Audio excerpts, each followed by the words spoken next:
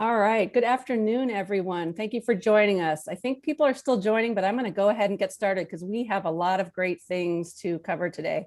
Thank you for joining us for this official kickoff of the South Carolina Electric Vehicle Stakeholder Initiative. My name is Jen Weiss. I'm a Senior Policy Associate at the Nicholas Institute for Environmental Policy Solutions at Duke University. And I am just so excited and honored to be a part of this team that is as participating in this project for the next year. My partners at the Energy Office are just fantastic to work with, and I'm really looking forward to this project. I wanted to very quickly just do a little bit of housekeeping before we get into the fun stuff. I did want to let you know that the workshop will be recorded today. So if you are unable to be on the line for the entire 2 hours, or if you have a colleague that maybe wanted to check it out, we will be sending out a link to the workshop tomorrow, or definitely by the end of the week. I will ask, there's going to be a lot of people on this call today. Please keep your lines muted if you can. And then also, it's up to you about video. You can use video, you can turn it off, it's up to you. And then please use the chat function to ask your questions, especially if you have a clarifying question as some of the presentations are happening. And then we will also reserve some time at the end to do a more full-blown Q&A to answer your questions. So just very quickly before we kick off, what is the Electric Vehicle Stakeholder Initiative that you guys have signed up for and are participating in? At a high level, here are the objectives that we hope to accomplish with this initiative. One, we want to really do a deeper dive and examine the legislative and regulatory environment surrounding EVs and EV charging stations in South Carolina. We want to look at the challenges and opportunities for those EVs and EV charging stations. And then collectively together, we want to develop a set of recommendations to help increase EV penetration and EV charging station infrastructure in South Carolina. So those are the overarching objectives of what we are trying to accomplish with all of you.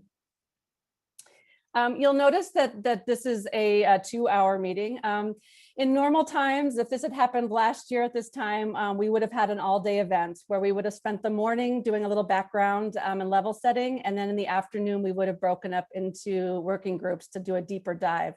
The virtual setting is not as conducive to that, so what we've decided to do is break this workshop into 2 parts. So today's part is going to be very presentation heavy. You'll notice we'll have a lot of different presenters presenting information today. But the reason for that is that we really want to foster a sense of community between all of you and to create a shared understanding of what the electric vehicle and infrastructure landscape look like today. So we really want to make sure that everyone's on the same page and level set. We will discuss the objectives of the initiative in today's workshop, and then I will at the end introduce the working groups that are going to do a lot of the deeper dives in the coming months. And then in 2 weeks, we will have the phase 2 of our workshop. On March 2nd at the same time, 1:30 to 3:30 p.m., we're going to break out into working groups to identify challenges and opportunities and start to be thinking through what some potential solution sets might look like. So look for an invitation to that second workshop in your email boxes, likely tomorrow morning. But for today's, here's our agenda. And like I said, very presentation laden, but we've got some spectacular presenters and guest speakers today. So I'm super excited that everyone could join us and be speaking about their areas of expertise. We're going to have a very quick welcome from Nanette Edwards, who's the Executive Director of the Office of Regulatory Staff. And then Catherine Reed from the Energy Office is going to give you a little bit of background about the State Energy Office and EVs within her office. Ben Kessler is then going to give you a little bit deeper dive into background on EVs, and then I will give you a bit of a regional perspective, so show you what's happening in some other states in the Southeast and around the US. Then we're going to have a couple folks talk about the regulatory and policy landscape. Kendall Buchanan from the South Carolina Department of Insurance is joining us to talk about the VW settlement. Jim Polk from Duke Energy is going to talk about the recently approved Duke Energy pilot, and Kevin Miller from ChargePoint will give us a legislative update. Then we'll flip over into talking a bit more about equity and environmental justice. Dr. Shelley Francis from EV Noir is joining us to lead us in that discussion. And then Stan Cross from the Southern Alliance for Clean Energy will talk about the great economic development opportunities that are in the Southeast and South Carolina. I'll wrap us up with giving you an overview of the project and the timeline, as well as discuss the working groups and the next steps. And with any luck, we'll have about 10 minutes or so at the end to answer your questions. I promise you that we will end by 3:30 because I know you all have a lot of other things going on and I want to get you on with your day. So very quickly, let me introduce the team. Catherine Reed and Stacy Washington and Ben Kessler are all my fantastic partners with the Energy Office. And I am Jen Weiss from the Nicholas Institute at Duke University. We are the core team that gets together to kind of plan these workshops and plan the next steps for the initiative. We also have a fantastic EV advisory committee, which was established to help guide the process and to make sure that we were bringing in a lot of different diverse expertise and perspectives as we are starting to formulate our plan for the EV stakeholder initiative. And so I'm not going to go through every one of them, but look at this great list of people that we have on the advisory committee. We meet monthly and they are really helpful in helping us drive this initiative forward. So thank you very much to the EV advisory committee for being a part of this. But without further ado, I want to turn it over to Nanette Edwards. I cannot think of someone better to introduce this initiative and kick it off for us. So Nanette, please take it away. Well, thank you. And first off, let me start by saying thank you to you and the Nicholas Institute for agreeing to facilitate this stakeholder group. You did a fantastic job with the energy efficiency roadmap, and we're very excited that you were able to participate in this process as well. And everyone, thank you for joining us. We very much appreciate your willingness to participate in this EV stakeholder process. There is a lot of interest in this topic, as you've already heard, and I expect we're going to have many opportunities for discussion on some very thought-provoking policy issues for the state of South Carolina. What I hope is at the end of this process, we have a product that is one that brings a diverse set of stakeholders together. I think when you can do that, you really have achieved something together. I know the question quite frequently comes up about legislation, and I wanted to address that front and center. Neither the Office of Regulatory Staff nor the Energy Office, we don't lobby, we don't advocate for legislative changes in and of themselves, but we do appreciate that this process could lead, and I think has the possibility to lead to some suggested changes for the state of South Carolina. And I believe there's going to be many policy questions that are going to have to ultimately be addressed by our state General Assembly. Additionally, the ORS, we do represent what's known as the public interest before the Public Service Commission of South Carolina. And I do also want to make folks aware that while we work in this process, both the ORS and the Energy Office, as part of ORS, when we represent the public interest before the commission, that there may be issues or matters that are discussed as part of this stakeholder process that ORS may or may not be able to support in front of the commission. And I want to just address that up front and center. But overall, we've got, I think, over 80 that are wanting to participate in this process. I think now's the time is right. It's an exciting time. In fact, I think it's the perfect time. And I personally plan to participate in as many of the meetings as I can. And I have high hopes that we'll be able to work together towards a process that makes the EV option more attractive in South Carolina and more available. Thank you. Great. Thank you so much, Nanette. And thank you for your vision and guidance in this process as we go through it. I think next up is Catherine. Catherine was going to give us a little bit of background about the Energy Office. Yes, hi. Thank you so much. My name is Catherine Reed. I serve as the Deputy Director of the South Carolina Energy Office, which is a division of the Office of Regulatory Staff. So we're housed within the Office of Regulatory Staff and are a division of that or a state agency. And I want to point out that we are the non-regulatory side of or one of the non-regulatory sides of Office of Regulatory Staff. For those of you, many of you might already or will know what we do, but I want to just make sure that everybody is on the same page and understands what we've been involved in and what our purpose is here at the Energy Office, and also just provide that background. So for those of you who aren't aware, the State Energy Office is funded through the U.S. Department of Energy's State Energy Program, and every state in the nation has a state energy program. We have a fair amount of flexibility in how we do our work, but basically every state has one. What our mission is really is to promote energy efficiency, renewable energy, and clean transportation. And we do that through administering a variety of programs. We provide technical assistance. We provide financial assistance through our grants and loans program. We do a lot of education and outreach on energy topics, and we maintain an energy data clearinghouse. And another thing we're involved in is the implementation of the state energy plan, which, as many of you know, is just in a constant process of being updated. In 2016 was a very significant broad stakeholder initiative. Since that time, we have been working toward implementing various components of it.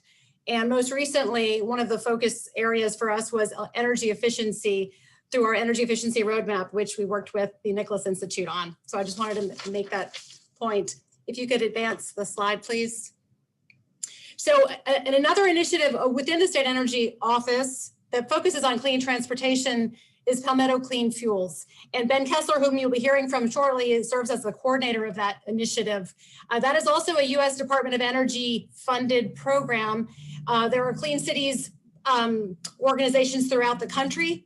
And we are lucky enough to have that organization within that program within our agency. And the goal of Clean Cities just nationally is to promote energy use in the transportation sector that is clean, safe, and less dependent on foreign sources and is sustainable.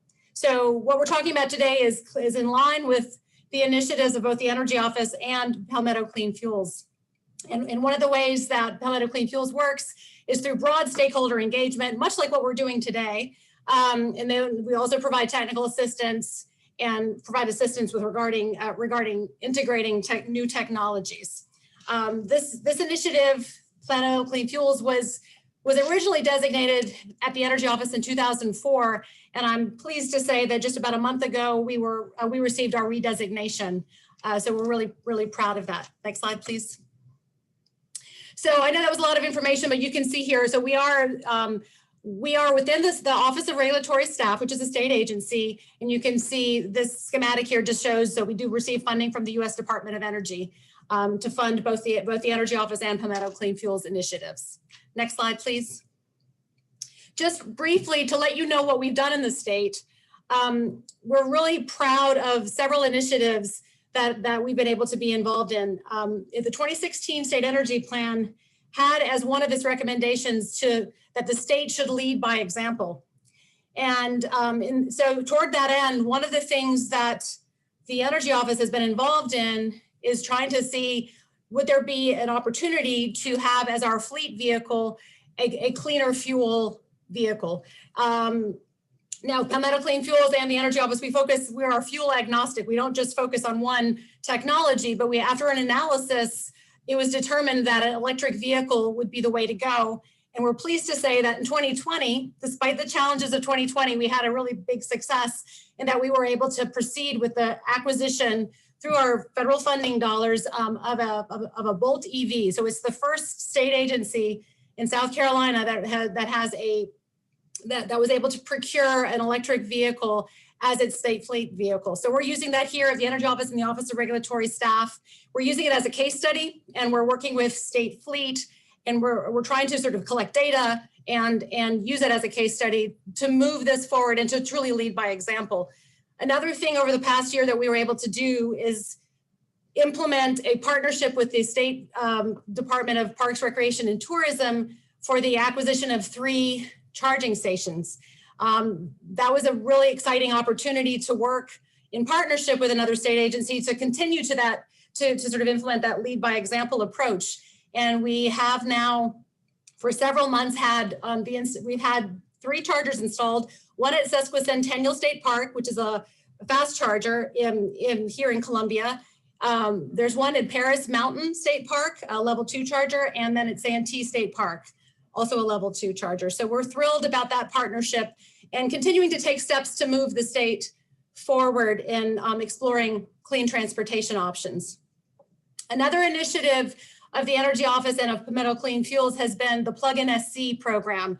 And this was basically an initiative to provide some consistency in signage throughout the state so that they're more, the charging stations are more easily recognizable. So you can see on the slide here, the pavement markings and also the charger here. This is one from Sesquicentennial State Park. That shows we're trying to just implement that throughout the state. We provide guidance and we provide the stencil for those entities who want to be part of that.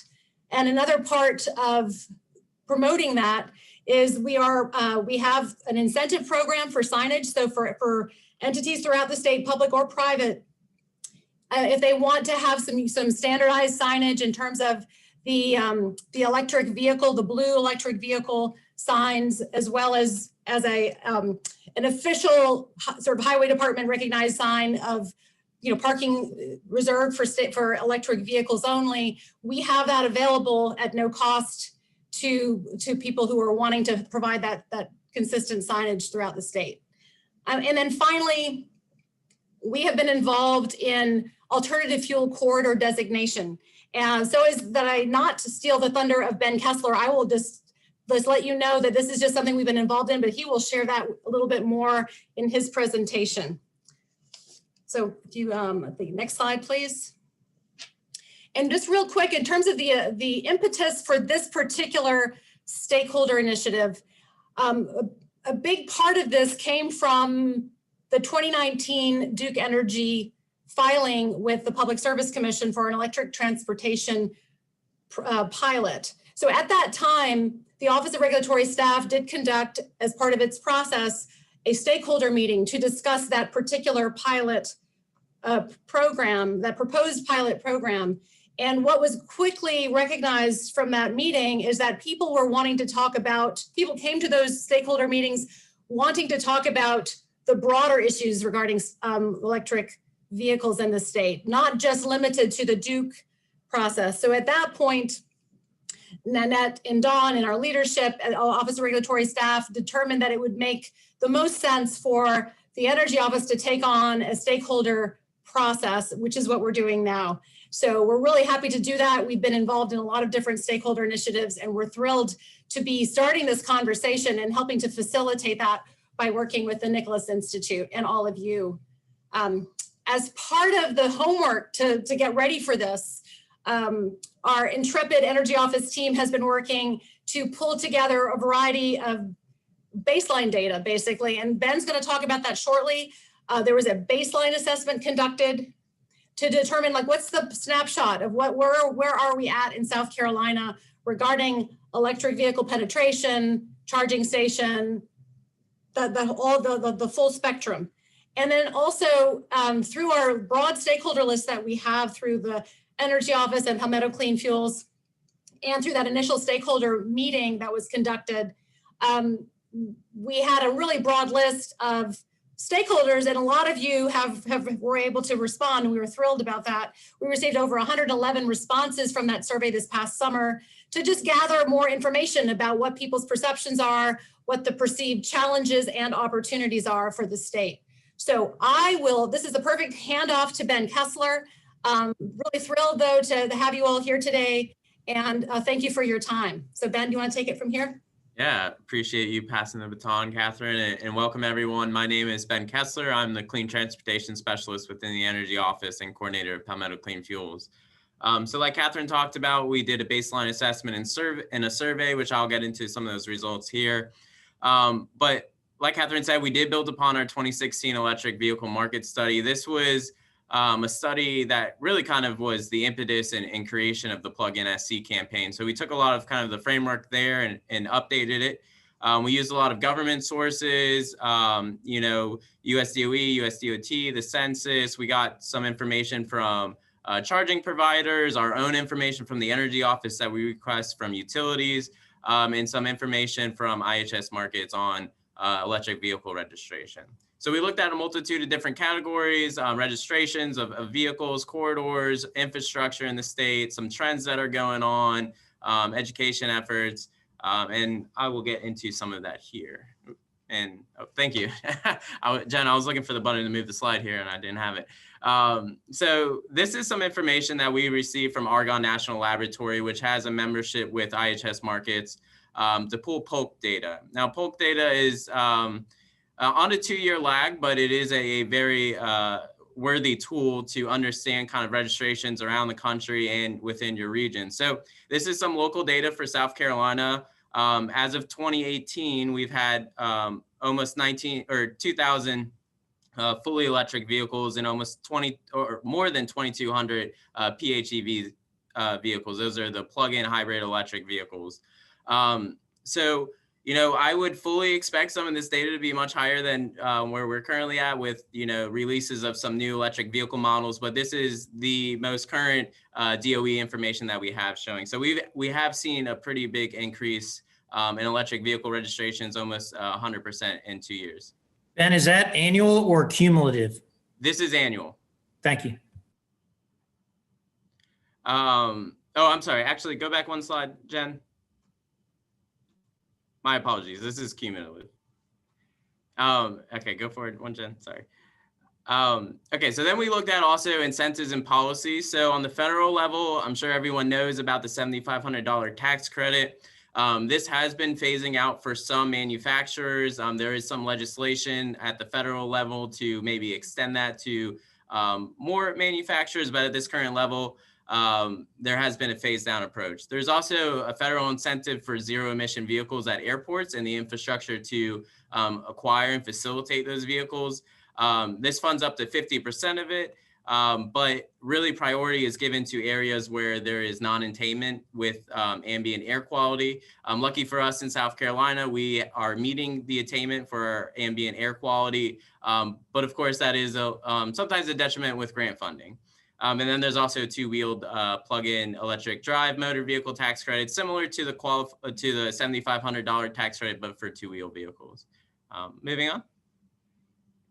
So on the utility front, Duke Energy has, and Jim, I won't steal your thunder. I know that you'll present a little bit later here about this, but Duke has recently introduced a DC fast charging program where they'll be hosting up to 60 charging outlets, as well as a home charger rebate program. Santee Cooper has also initiated a home charging rebate program. These are both for level 2 charging only and provide, I think it's a $500 rebate to get a charger. Santee Cooper has also expressed in their integrated resource plan that they will be expanding incentives and policies around electric vehicles, internal and external. So we do have an eye looking at that as well. Next slide. On the state side, I'll say we used to have an incentive, a direct incentive that has expired back in 2016. So this was a state plug-in hybrid electric vehicle tax credit. It was up to $2,000. And I think for the first 2,000 customers, I think it was capped at a certain amount. So when you know, the incentive funding was reached that amount, it went away. So it has expired. Currently, we do have a battery manufacturing tax incentive for, you know, economic development. For the state side, we do have an executive order from 2001, as well as a state policy. These were kind of stemming out of the September 11th attacks due to foreign oil response. But these basically direct our state agencies to look at vehicles that use alternative fuels, including electricity, and have lower cost of ownerships. From the Energy Office, we host two financial mechanisms, the Concert Fund and Mini Grant. These help fund transportation projects. We actually are funding one currently through the Mini Grant program, Benedict College. We are funding their purchase of a Chevrolet Bolt for campus police use. So that should be an interesting case study. There's also a PEV cost recovery. That was a Public Service Commission ruling that allows utilities to have cost recovery with plug-in programs as well. And then these bottom three here, prohibition, biannual fee, and cannot sell as kilowatt hour. those are some other policies that we have as a state. All these are linked. The blue are hyperlinked to the pages in the code of law or background information. So when we send these out, y'all can dive deep into that. Next slide. So next thing that we're going to talk about is infrastructure in the state. So the numbers kind of speak for themselves. Here in 2016, we had about 408 outlets, and in 2021, as of yesterday, when I checked the data, we have 741. So that's a nice increase. We've seen, year over year improvements, as well as vehicle registrations, as we saw before. But then we wanted to kind of look into the data and see how people were using these chargers. So ChargePoint was kind enough to send us some of their 2019 data. This had 16,905 unique charging sessions. So it was a good, understanding of how people were using chargers. Unfortunately, though, most of this data was limited to level 2 chargers. So at least we know how people are charging at home and workplace charging. So what we are seeing is that the majority of charging does happen during off-peak hours, which is good. As peak demand, it can be a very big detriment on utility pricing or someone's, thinking of why getting an electric vehicle. So it's good to see people are charging in the off-peak hours. I also pulled the fuel price. So the DOE has an interesting tool called eGallon, which lets you kind of directly compare the price of a gallon of gasoline versus a gallon of an e-gallon of electricity. So right now, as of yesterday, the average price in South Carolina was $2.27 for a gallon of E80 or 87 octane gasoline, compared to $1.15 for a gallon of electricity. So savings there. Moving on. So I know that Catherine had talked about it briefly, the Alternative Fuels Corridor. So this is an initiative that stemmed out of the Fixing America's Surface Transportation Act passed by Congress in 2016. You can find more about this in section 1413. But basically what it did was direct energy offices, local highway administration offices to submit nominations to make their corridors, their interstate corridors, either ready or pending for alternative fuel use. So in 2017, the Energy Office, along with Palmetto Clean Fuels, nominated all corridors within South Carolina as ready or pending for all fuel types to future-proof ourselves. And then stemming from that effort, we were involved in a grant effort, the Southeast Alternative Fuel Deployment Partnership with CTE, where we were able to use GIS software and map out kind of the gaps in our corridors and infrastructure, as you can see in this little image here on the top right.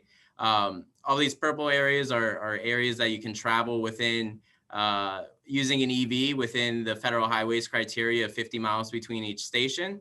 And so the USDOT and FHWA has designated portions of our interstates as ready or pending, 85 and 77 being all ready. You can find more about this information in the Alternative Fuel Corridor Infrastructure Placement Plan, which is hyperlinked here at the bottom as a source. And we've kind of mapped out, high priority locations for each fuel type where stations should be deployed to facilitate intermodal and interstate transit. So next slide, please. So moving now into the electric vehicle stakeholder survey, as Catherine said, we had 111 responses. So thank you to everyone who responded. It was multiple choice, open answer.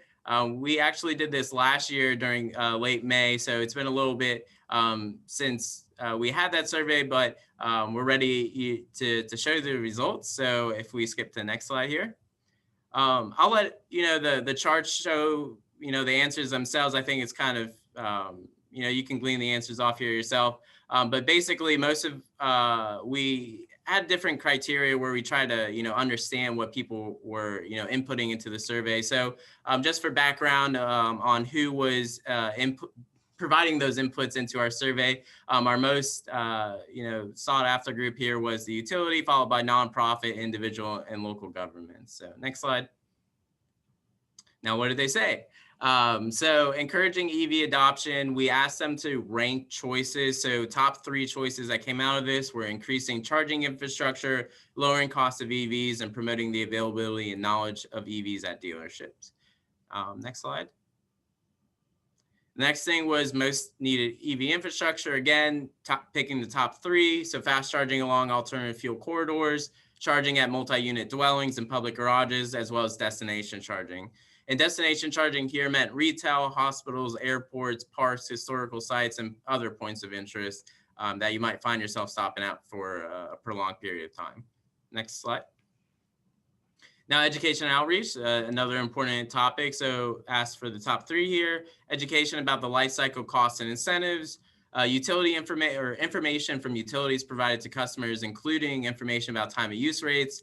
Sometimes people, like we were talking about earlier about the peak demand, will plug in and not know that they're hitting that peak demand charge. And, that could be a future complaint issue where people see their bill and it's, really large and they didn't realize that was happening. Another thing is ride and drive events, which we host from the energy office, but we'd like to see more around the state. So those seem to be all great ways to educate the public about EVs. Next slide. Another thing was incentive programs. So ask participants to rank these 3 again. So tax rebates, credits, or grants were the highest, followed by state level policies or legislation, and then on-bill financing for EV specific to for utilities.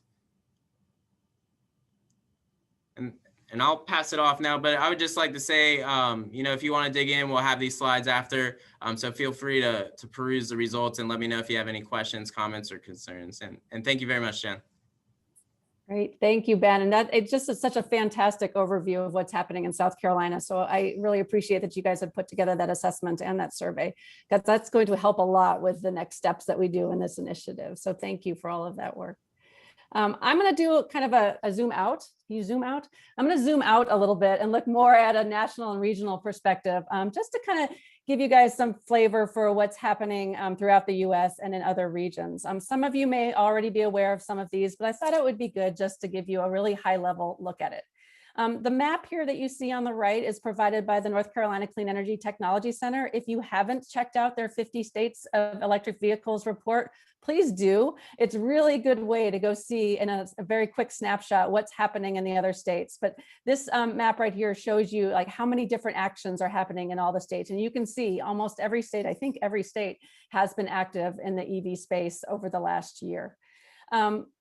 Pulling your attention over to the left-hand side, these are a couple of regional collaborations that have been occurring over the last couple of years. The Rev West group is a group of 8 states in the mountain states. It's a governor-signed MOU, bipartisan. And one of the things that they did when they signed this MOU is to really stress the importance of tourism and building EV corridors in their region, as well as economic development and the sharing of best practices. And so that group is facilitated by NASIO, and they most recently signed the MOU in 2019. Coming over to the Northeast and a few of the Western states, the multi-state ZEB action plan, that's run by a group called NESCOM, which is the Northeast States for Coordinated Air Management. I'm missing a letter in there. But they have done a great job working with, I think it's 15 states and DC to put together, just plans and goals for light duty as well as medium and heavy duty electric vehicles. And then the last 2 down there are run by a group out of Georgetown, Georgetown Climate Center, a Northeast EV network, which is coordinating regional, state, and local EV infrastructure planning, as well as a more recent initiative called the Transportation Climate Initiative, or TCI, which is been found by, there's 12 Northeast states and DC that are interested in this. In December, 4 states, Massachusetts, Connecticut, Rhode Island, and DC, joined a market-based regional trading system for greenhouse gases. And so if you're familiar with RGGI, with the Regional Greenhouse Gas Initiative, this is the transportation equivalent. And so a lot of states are starting to take a look at that right now. I will provide links to all of this when we send out the slides so that you guys can dig into it a little bit more. Moving into the Southeast region, I wanted to let you all know about a great new information exchange that is being led by the state energy offices in the Southeast, including South Carolina. It's facilitated by NASIO and Nicholas Institute. And it's a way for the states to come together to share information and best practices and identify areas where we can all collaborate together. This could be in EV infrastructure, it could be doing additional education and outreach, policy development, all sorts of things. But we really wanted to make sure that as a region, we were working together to move EVs forward. One of the things that we're really focused on in the Southeast Exchange is to promote EV solutions in rural and low-income communities. And you're going to hear a little bit more about that from Shelley Shelley Francis in a few minutes, but wanted to make sure that you know that that was a very high priority in the Southeast. And then drilling in a little bit more to state-focused initiatives. Some of your sister states have already developed some roadmaps, and so you guys are right there with them. Tennessee's launched, I think it was, I don't know the exact date, but they had a goal of 200,000 EVs by 2028, and they've identified 4 priority areas for them to start to work towards to develop the charging infrastructure and increase awareness. The ZEV plan from North Carolina came out of Executive Order 80 in 2018. The goal there was for 80,000 EVs by 2025. And this plan works to establish statewide vehicle corridors and provide equitable access to clean transportation. In Alabama, they released last year an electric vehicle infrastructure plan where they are prioritizing the EV infrastructure deployment using primarily VW settlement funds to begin, but then they are looking for alternative financing sources as well. And one of the things that they are focused on is the DC fast charging along interstate corridors. And then the Florida also was released in December, and they have this is an executive report, but they've got a roadmap about their electric vehicle deployment. So they're looking at the status and needs of the infrastructure, what are the impacts to the grid, and they interestingly are also focused on the emergency evacuation. And so in the Southeast, that is a big thing for us to be considering. So I'm going to stop there, and I'm going to ask a couple of additional guest speakers to give you a little bit more deeper dives into some of the regulatory and policy landscape in South Carolina. First up is Kendall Buchanan from the South Carolina Department of Insurance. Take it away, Kendall.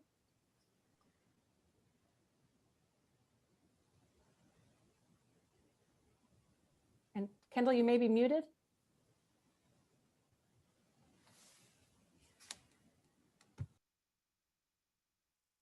Can you hear me now? Yes, I can hear you. Hi. Okay. Good thing I hadn't gotten too far. So in 2017, Governor McMaster selected the South Carolina Department of Insurance as the lead state agency for South Carolina to administer South Carolina's nearly $34 million allocation under the Volkswagen Environmental Trust.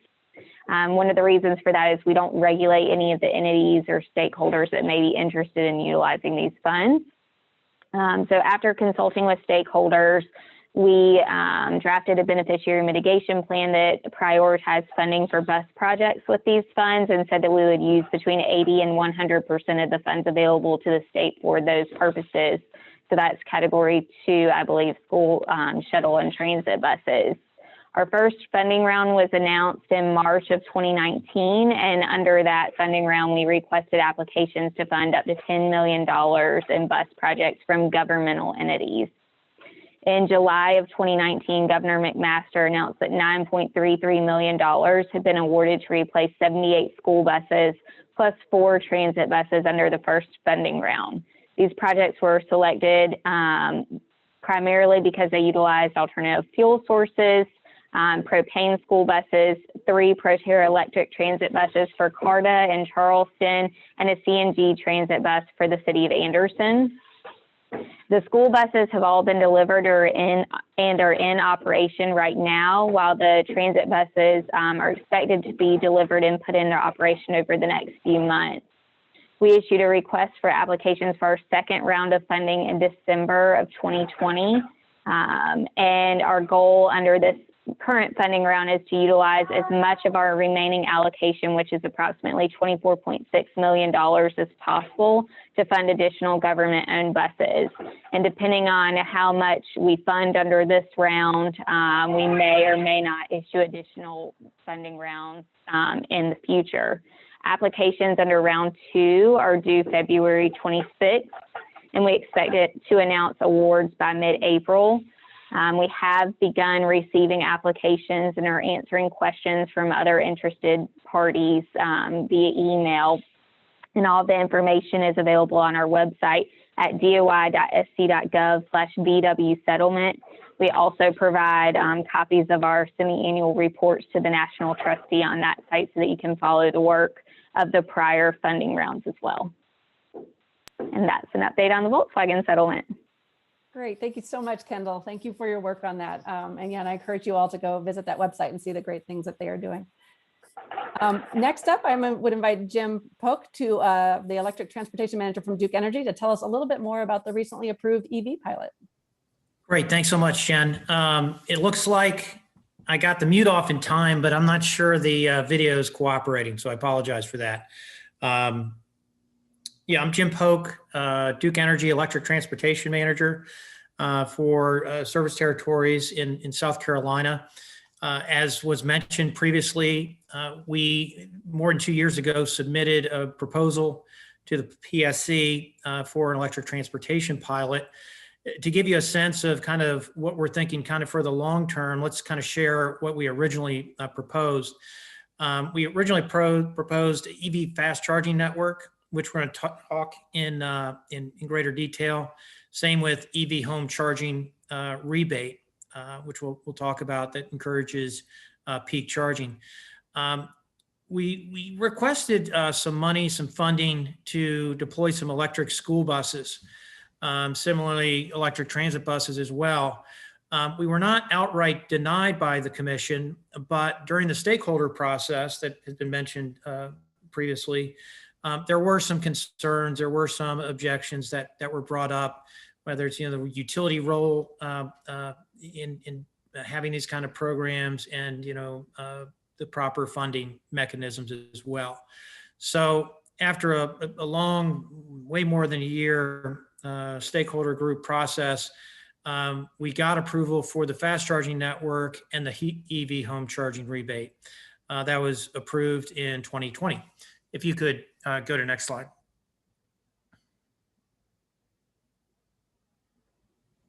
Okay, so let's talk about the Park and Plug South Carolina, which is our EV fast charging program.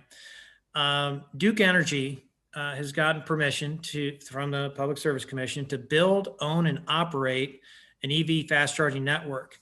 It's going to be roughly 60 fast chargers across our 2 service territories, which means basically if you have 2 chargers at each location, you're going to have about 30 sites across the state. We've procured 150 kilowatt chargers with a minimum standard of at least 100 kilowatt to make sure we really have some high powered charging out there. The pilot is approved to run over 3 years. And when people, let's say, use the pilot, the EV drivers, they are going to be paying for the electricity, which we are going to set a market rate, which we'll call a fast charge fee. And the reason why we're doing that is with existing folks in the marketplace right now, we don't want to use our utility benefits of being a regulated monopoly to undercut the private sector. So we're going to find out what is actually out in the marketplace as far as fair pricing, and that's what we're going to charge. If you go to the next slide, please. The red area here is where Duke Energy operates. And the red spots there, which is very similar to Ben's map, that's where we have existing infrastructure for DC fast charging. And when I say existing infrastructure, we're also including some 50 kilowatt units out there. There are some that are like Electrify America that go up to 350, but again, there's a lot out there that are just 50 kilowatts. And so what our goal is we have already approached about 100 of our customers in our service territories, seeing if they will host an EV fast charger for us. So really, we're going to focus on like I-77 corridor, I-95, I-20, I-85, 26. Really, the first and foremost, we're going to have the really create a solid highway corridor that you can drive from one part of the state to the next, or people coming in from out of state can go through our state very easily.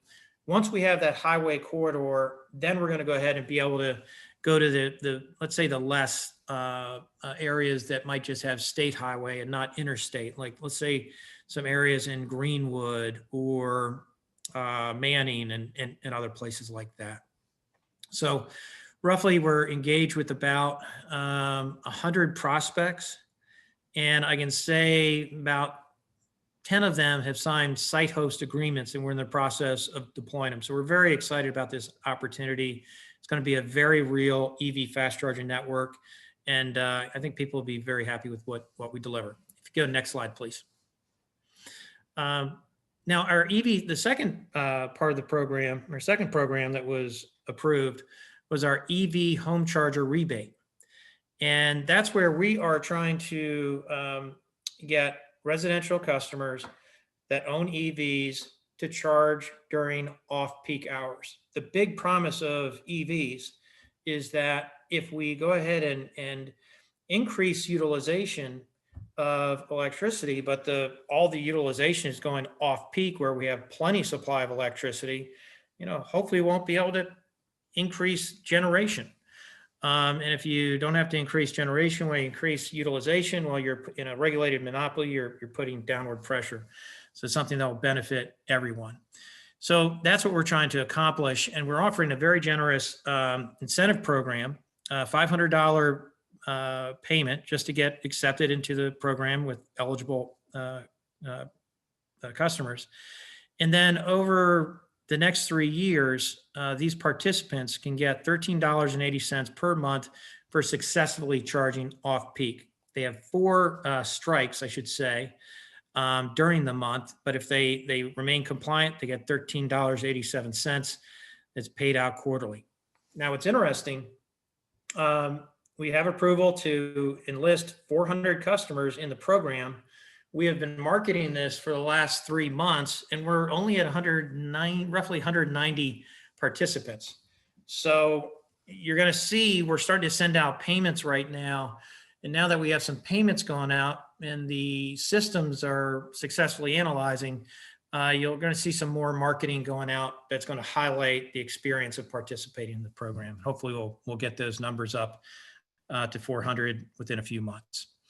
And that is what we have.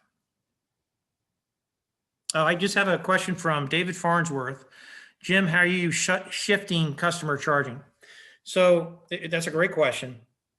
What we're doing is customers can bring their own chargers. Okay, so as long as they have any level 2 charger that has greater 20 amps, we are working with a vendor that disaggregates their meter data. So this vendor, and there are others in the marketplace that are doing this, they connect to AMI meters and they can analyze the activity, and they have been able to find out, okay, what is a level 2 charger? So once we know when people are charging, if they do it during our peak hours, we'll send them a note saying, oops, you did it during thing. Don't do it again, or you might lose $13 this month. And so we keep track of that, and hence that's how we do it. And I think there was another question. Let's see. Most EVs don't need a charger. Just as, to Elaine, why don't you email me, because we have a lot of folks using the NEMA 1450 plug. So that shouldn't be a problem. Any other questions? You probably have time, Jim, if you want to answer Michael's question at the end there. We have a little bit of time if you want to answer it. How will okay, Michael, Chris. All right, how will the Duke fast charging customer payments be managed? The payments are going out in either a MasterCard physical card, or there's a virtual card which people can receive via their email and put it in their wallet. Most folks have opted for the virtual because it's pretty user friendly, and I haven't seen Michael Chris since COVID started, so it's good to hear from him. I love it, bringing everybody together. All right, Yeah. Thank you, Jim. And if there are other questions that come up, we will have time at the end, and we can ask Jim some more questions.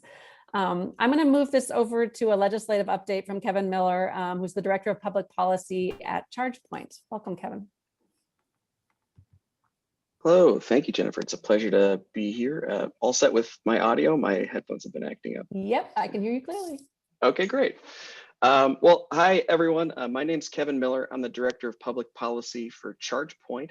If you're not familiar with ChargePoint, we're one of the world's leading manufacturers and providers of EV charging solutions. ChargePoint builds, designs, and manufactures charging stations, and we provide the software and O&M operations and maintenance services for our smart network chargers. I'm going to provide a quick update after giving a lengthier explanation of an issue that's already come up once in the discussion today thus far. And that has to do with the way that folks set prices for EV charging stations. There are 3 bills before the legislature dealing with that. So I want to just set some context and then talk a little bit about the legislation that's out there. So the specific issue that these bills are dealing with has to do with the very nature of refueling an electric vehicle and how that experience and process is inherently different to refueling an internal combustion engine vehicle. This will be preaching to the choir for a moment, but just bearing with me that because of that difference, the business models for the owners and operators of charging stations, which you can call site hosts of EV chargers and internal combustion engine refueling, those business models are different, right? An internal combustion engine vehicle can be refueled in a matter of minutes and does not result in longer term parking with the driver absent from the vehicle, whereas charging an EV has a longer time frame and often results in a parked unattended vehicle. So this combination there of parking and refueling is unique. So as a result of that, charging, particularly if it's offered at a level 2 charger, is really best suited to places where people are already going to spend long stretches of time, work, home, retail locations, places around the community. And even with a DC fast charger, you're parking for longer and long enough that you'd be towed if you were refueling at a gas station with an internal combustion engine car, where DC fast charging sessions typically last 30 to 60 minutes and you may not have someone in the vehicle. So the way that pricing is frequently assessed for this is that there's a price that gets set for both the charging service and that parking service. Folks use the price that they set to incentivize a certain behavior. And the way that they can set prices can range from it being free. There could be a fixed rate for the session. There could be a rate based on the length of stay, so time based. There can be an energy rate where the driver is paying for the amount of energy consumed on a per kilowatt hour basis. There can also be combinations of all these pieces. Now, this raises a challenge, that last one, the kilowatt hour pricing, because traditionally, electric utilities are the only entities that are permitted to sell electricity with limited exceptions. And so selling electricity will subject that seller to being regulated as though they were an investor-owned utility company. And utilities have to secure approval for the rates that they set. And these requirements were put in place well before anyone was thinking about unique business models for EV charging, which could work for a city or town or county, just like it could for your workplace or for a pit stop location or for a retail environment or at home. So selling a product or service on a per kilowatt hour basis would subject any of those different locations, which aren't utilities, to being regulated as though they were utilities, which would be a real problem. And so unless we can get clarification that all of those entities are not utilities, there's a legal gray area, which makes it quite difficult to proceed. There's also, for the drivers, a consumer protection issue, which is that the battery capacity and the rate at which you can recharge a battery varies wildly from vehicle model to vehicle model. So if you look at a Chevy Volt versus a Tesla Model S or any of the new VWs or Audi electric offerings that are coming into place, for the same, if they were only able to set pricing at a charging station for a time basis, they would both receive the same cost, those two vehicles, but the one of them would receive 1/5 the electric mile range provided during the same period. So this is an issue that has been addressed around the country. Over 30 states, 35 states have clarified that operators can set pricing on a per kilowatt hour basis without being regulated like a public utility. And this is really important to unlock private investment, particularly for DC fast charging. If we hamstring folks who want to invest in providing charging services or to diversify the types of fuel they offer at their locations, they need to be able to account for how much energy is used to charge the vehicle, because there's a lot of different services involved in providing charging. So we want to make sure that that can be fair and that can be clear to consumers. So 3 bills are in place in South Carolina that would clarify that non-utilities can set pricing on that per kilowatt hour basis or to charge for charging. Knowing that there's a lot of different folks on the call who may or may not be able to take positions, I don't want to try to put anyone on the spot, but this is a key step forward that we think is at ChargePoint. I think it's pretty simple, clear, and helps to really be a first step in smoothing out the transition for private investment to come in and expand access to charging. It can happen without it, but folks won't know what they're paying for potentially, and they might not be getting what they're paying for relative to other drivers. So having these tools in place provides for accountability and is, again, the growing tide around the country. So looking forward to folks' engagement on these issues. I know it's super in the weeds, and I may have made everyone's eyes cross, but without these types of steps, a lot of the more exciting pieces that everyone's waiting for can be even more challenging. So thanks for letting me chat through that, and looking forward to the rest of the process with everyone. Great, thanks, Kevin. I did not mean to change that slide on you to speed you up, but thank you. It's the shepherd's crook. You got to get me off. I get it, Jennifer. I did not mean to. So thank you very much, Kevin, for that update. Thank you. And yeah, we will be watching those 3 bills. Yeah. So. Oh, sorry. If I could just also note, I really appreciated Jim's presentation.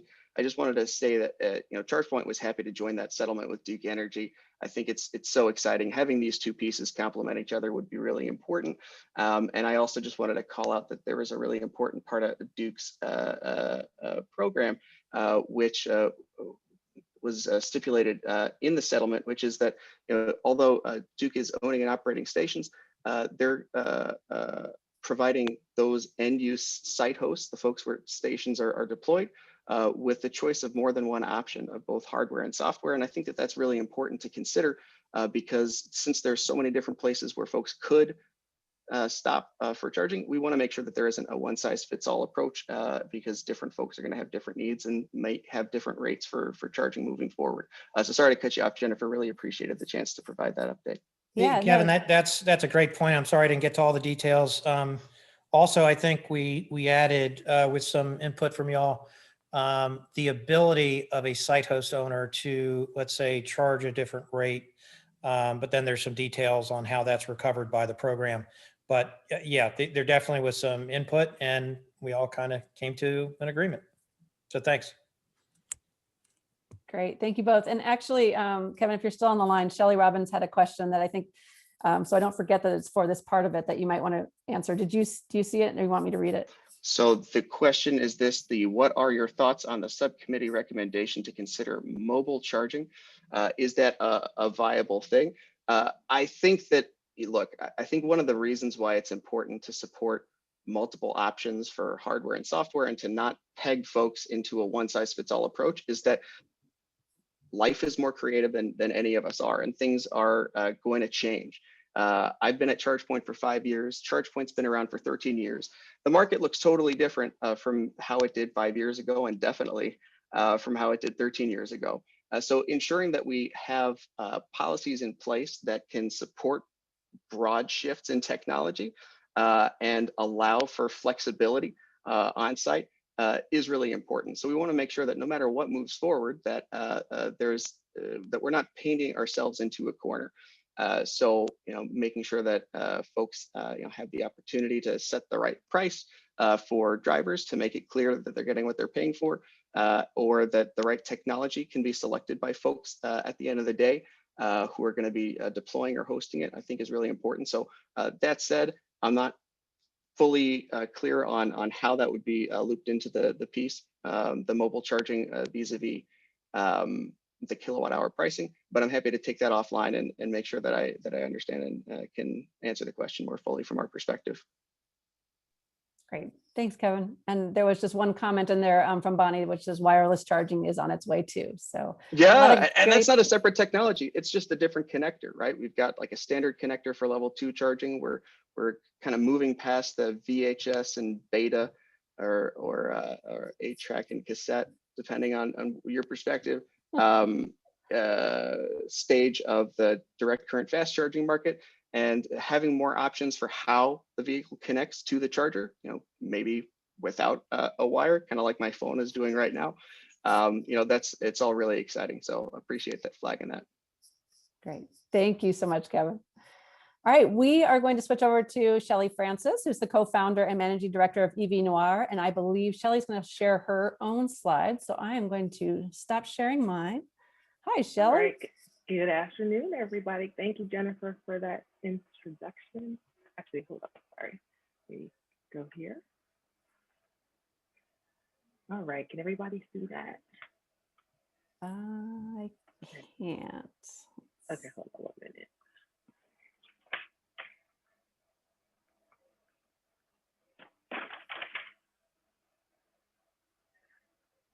Okay.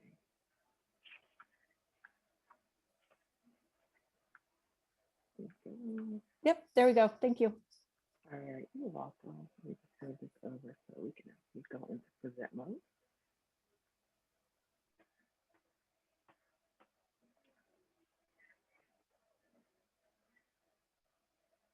All right. Well, thank you everybody for inviting me to speak today. It's great to see some familiar faces on the line as well as some new faces that I'll get to know, I'm sure, eventually.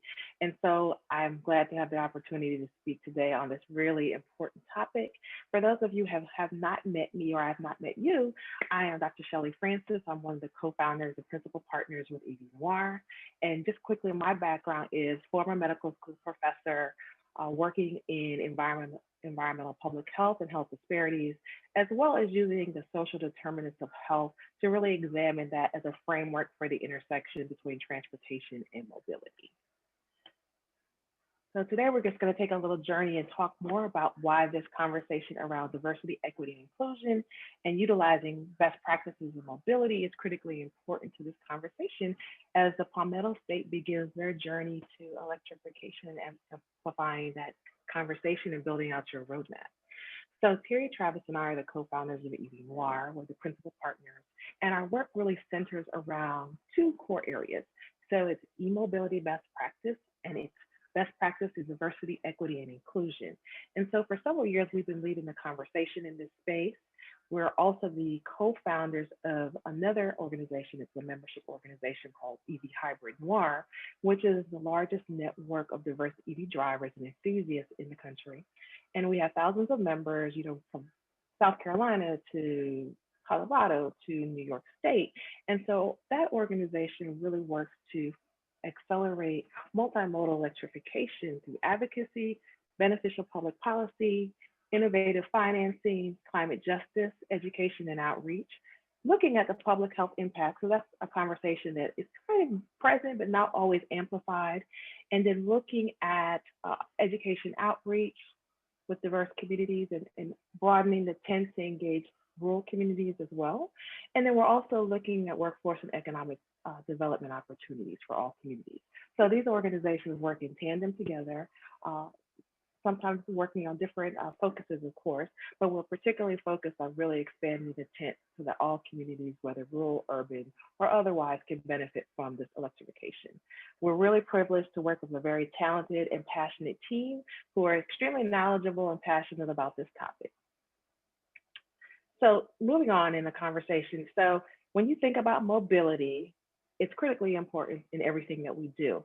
So in the work that we do specifically, mobility is the centerpiece of the conversation.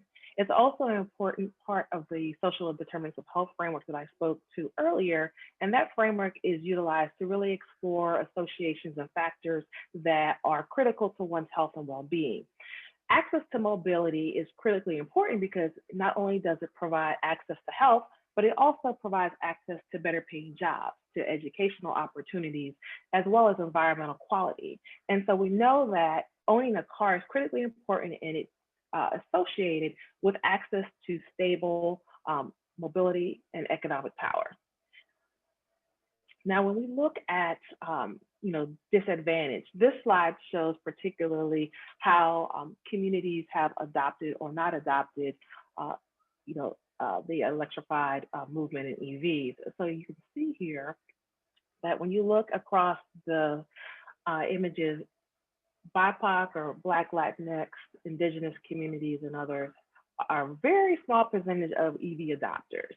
And so we really need to change that narrative. And this is when you're looking at a much more progressive market that has numbers of programs and incentives and rebates available. You still see a very small population adopting this technology. And there's a number of reasons for that.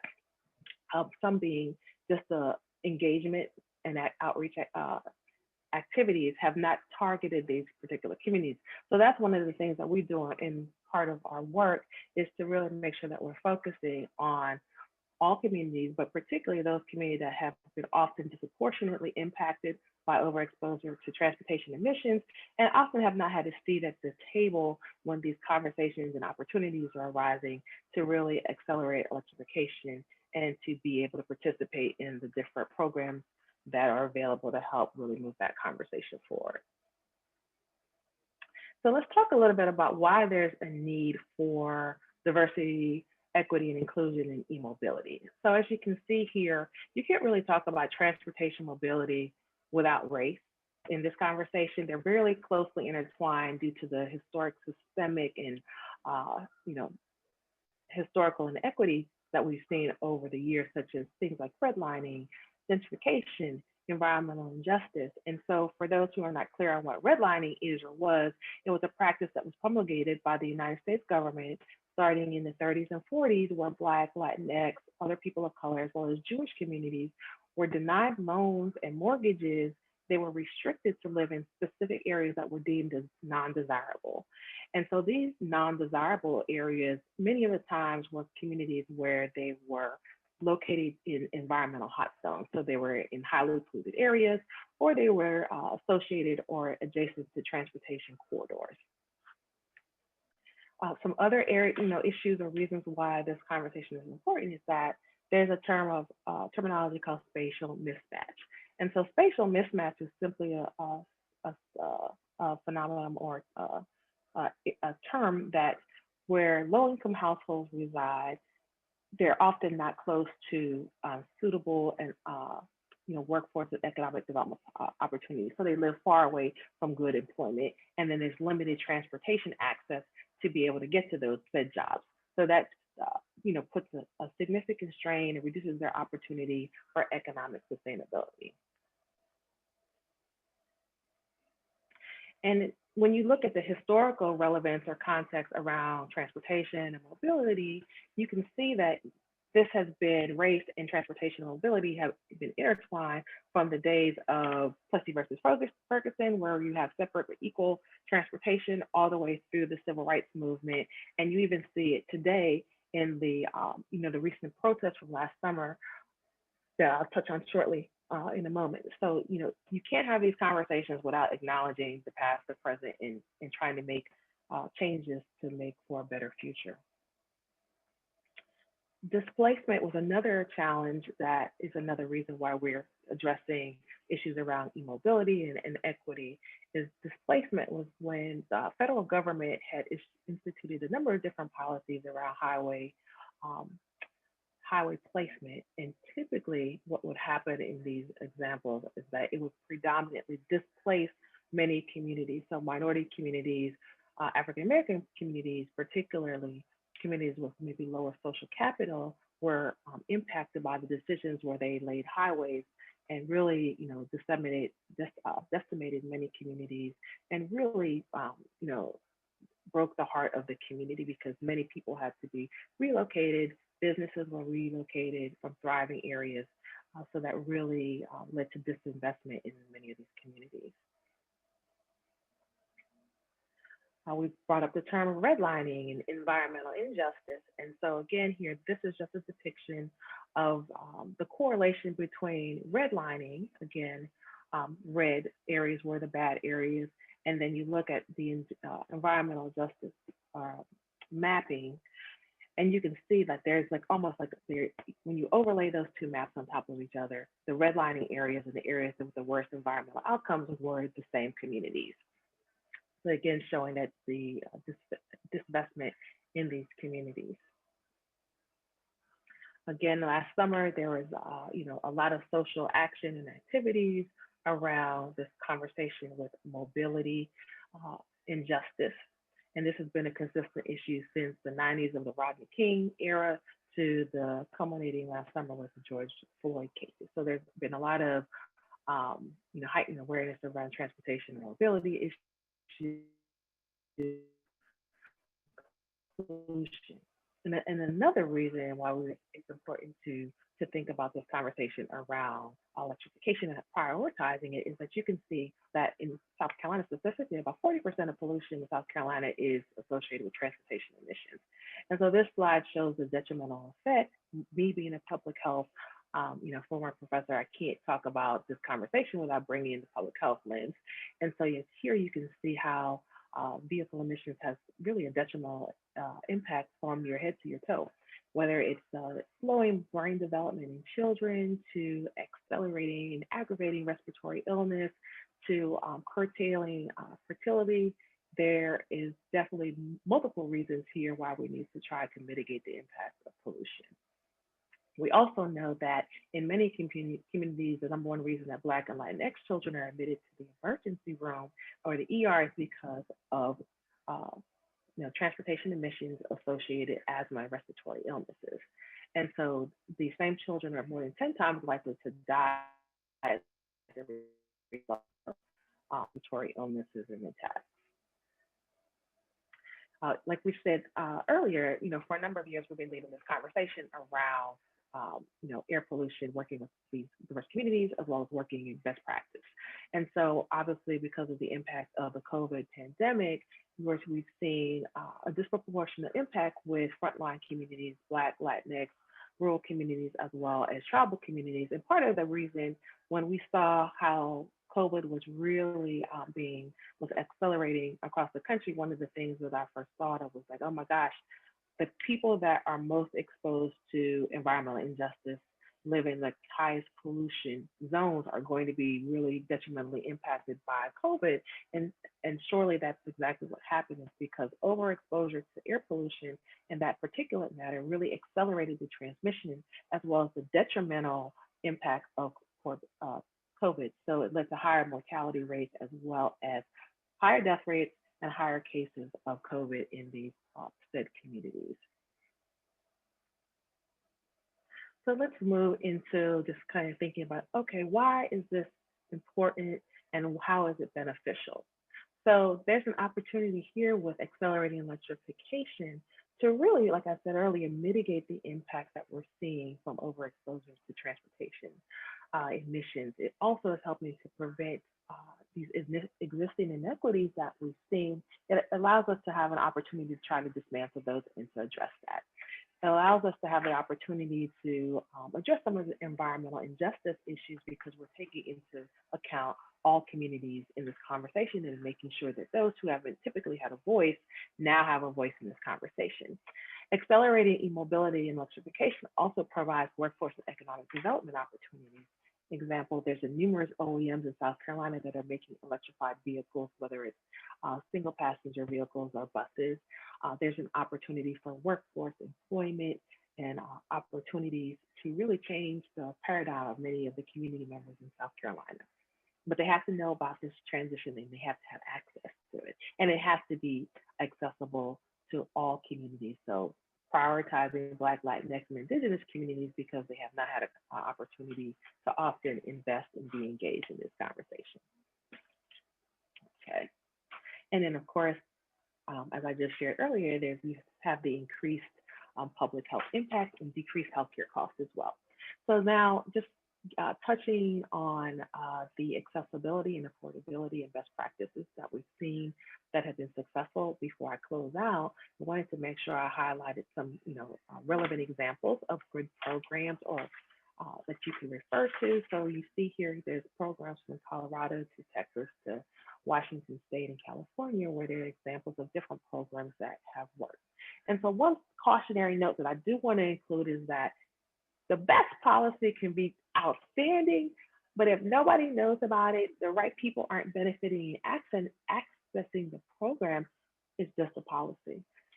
It's just a dissertation that sits on the shelf that nobody reads once you publish and defend it. So let's keep in mind that, as we're crafting policies, programs for the South Carolina, residents and, key stakeholders, we don't want to just have a policy. You've got to invest in education outreach and engagement. You've got to market, you've got to let people see, touch, and experience the technology. What we know from our research is that messengers matter. And so having messengers that are subject matter experts that are culturally appropriate and relevant, that can communicate with diverse communities, whether it's rural communities, whether it's Latinx communities, or retirees, you have to have the right messaging and the right message. You cannot roll out infrastructure, you can't roll out rebate incentives without having that multi-phased approach, or you're going to look like that slide that I showed you in the very beginning, where there was a very teeny percentage of adoption by BIPOC, Black, Latinx, and Indigenous communities. So just something to keep in mind that is absolutely best practice. And so, closing out, our approach has always been in support of electrified multimodal transportation. Every community is not looking for electric vehicles only, and it should never be a battle between, oh, this community is going to get shared or electric vehicle access and charging infrastructure, while this other community, we're just going to give them buses. So, they're not that critical to this conversation. It really needs to be beneficial to all communities, particularly when you're utilizing public dollars. You need to make sure that all ratepayers, all users and residents are able to access this technology. And some of that conversation has to begin on the front end by engaging with these different stakeholder groups and communities to make sure that you are in touch with where they are in this conversation. So don't do these things in isolation beyond our desks and behind our Zooms. That's very critical takeaway.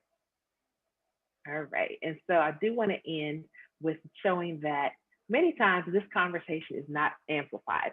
So knowing that EVs are accessible to all populations, it's not just for those folks out in the suburbs or those folks who live over here in this gated subdivision. It's really for all communities because there's technology and there's vehicles at all price points. So you see this $8,000 lease up to a $35,000+ vehicle. There's opportunities for folks to access vehicles at all different price points, all different mobility needs. So that's a great take-home message, is that whether you're the single mom or single grandfather or high school or college students, working young professional, you're living in a rural community, there's an opportunity for us to really change that narrative of what EV ownership and EV adoption looks like for folks in the Palmetto State.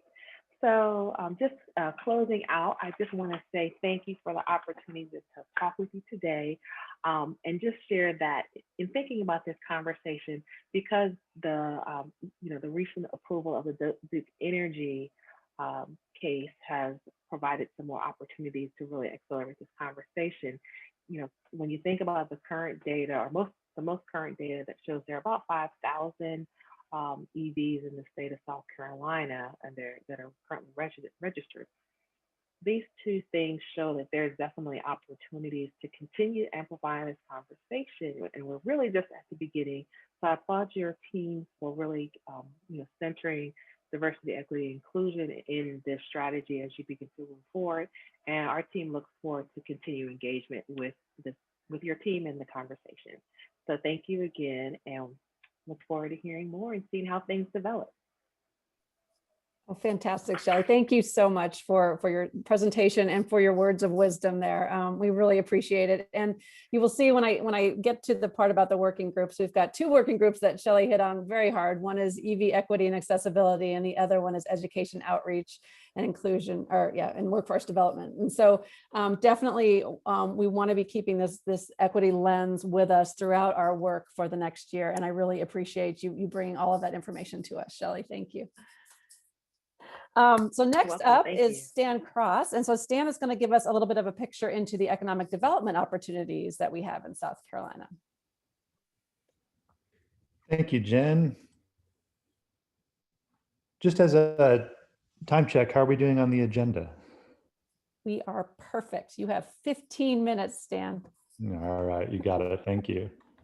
Well, good afternoon, everyone. My name is Stan Cross. I am the Electric Transportation Policy Director for the Southern Alliance for Clean Energy. I'm based out of Asheville, North Carolina, and SACE works across the Southeast to promote responsible and equitable energy choices. And we've been doing this work for about 30 years. I've been engaged with SACE for 2 years now, and prior to that, I co-founded and ran an electric vehicle charging infrastructure company that we founded back in 2009. So I've been engaged in this space for over a decade now and really excited to see where it's going and really excited to be a part of this effort in South Carolina. So I'm going to talk about economic development opportunities in the market right now in the Southeast as well as in South Carolina. And I'm going to be speaking about things that relate to reports that we've been producing with Atlas Public Policy. Atlas Public Policy is a really great policy organization that focuses on the electric transportation space. And just today, we published our North Carolina in-depth report, and prior to that, one in Florida. And they both stem from a report that we released in October on transportation electrification in the Southeast. And we'll circulate that link here. And what I'm going to be sharing today is all from that transportation electrification in the Southeast report. So just to start us off, when we're talking about electric transportation, like anything else in our economy, it starts with money. And this is a visual about where electric vehicle investment is flowing from and flowing to.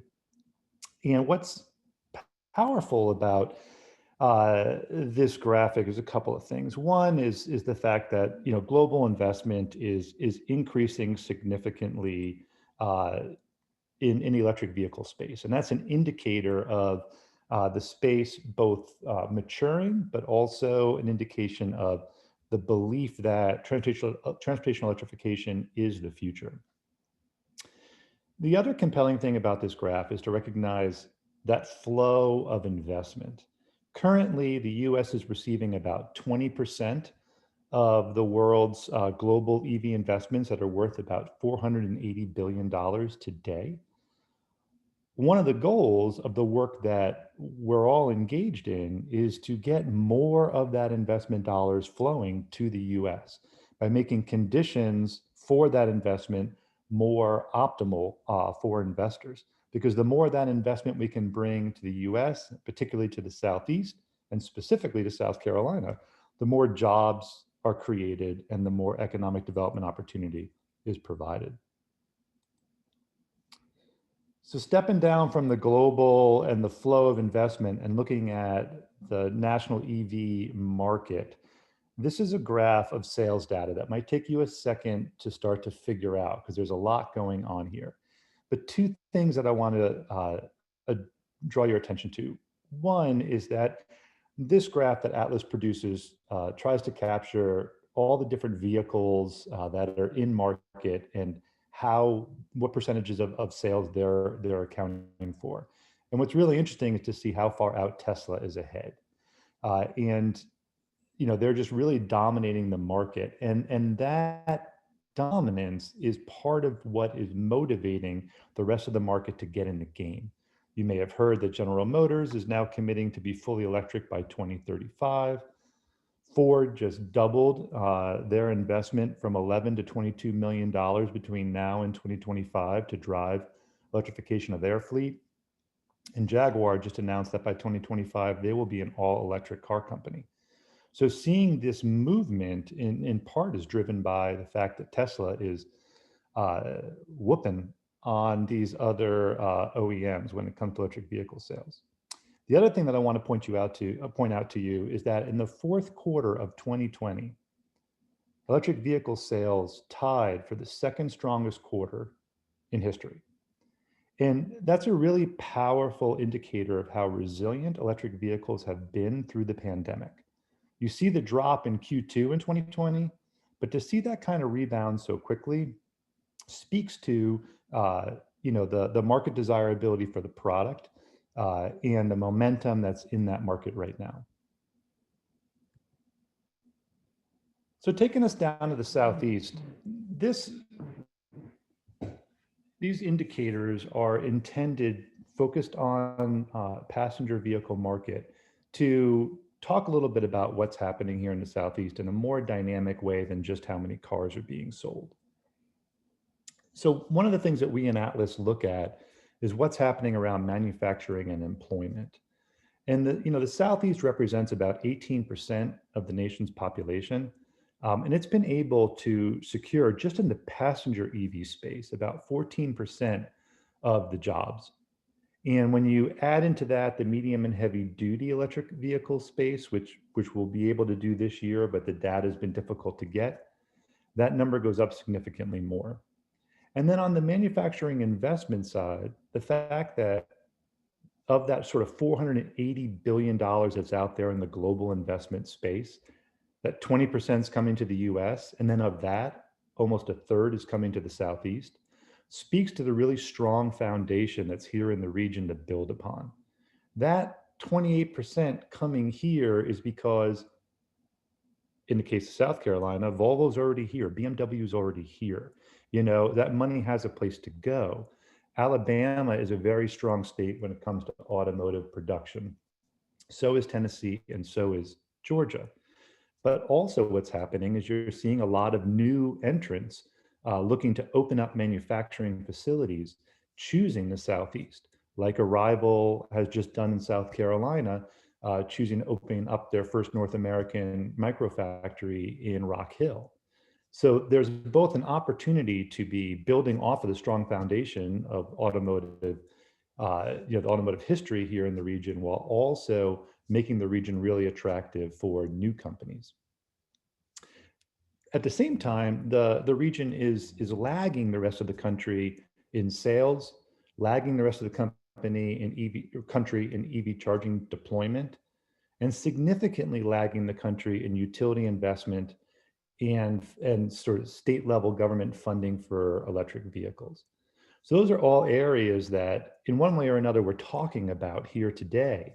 And we're starting to see some traction, not only Duke's investment in South Carolina, but also in North Carolina, investments in Florida by Duke and other utilities, Georgia Power investments are starting to kind of build some momentum on that utility investment side. And the release of Volkswagen funding, settlement funding, is starting to drive sort of that government funding for EVs. But there's a lot of opportunity there to make a more to make the EV market stronger in the Southeast and make a more compelling argument to auto manufacturers that the Southeast is the right place to set up and expand operations. So looking at those operations around the Southeast, so this data is coming from last year through the second quarter. That's when we published that Southeast report. We'll be updating it this year after Q2. But there's about 22 facilities across the Southeast that are producing EVs, and these include passenger EVs as well as medium and heavy duty, such as Proterra in Greenville, producing transit buses. So there's activity spread across the region, which is why it's exciting to be having the sort of regional conversations like the energy offices are having right now, because there's sort of two different ways to be thinking about this economic development play.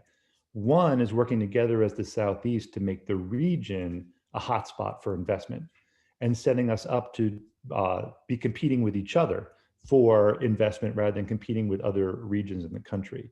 And so the degree to which we can collaborate across state lines is going to help position the region to attract more of that investment capital. So part of attracting that capital is being a strong market for EV adoption. And this is, again, looking at passenger vehicle sales. And I think this graph is interesting because it shows a couple of things.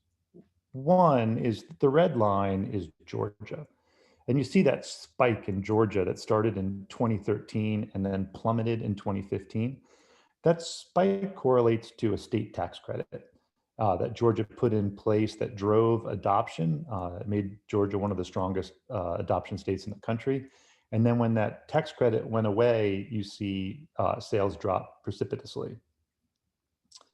On the other hand, you see Florida, which is the green line, which has been steadily climbing over time with a spike in 2018 that corresponds with the release of the Tesla Model 3.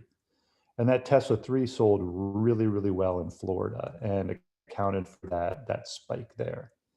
And then you see, North Carolina and, North Carolina kind of riding now with Georgia and sort of a similar adoption rate.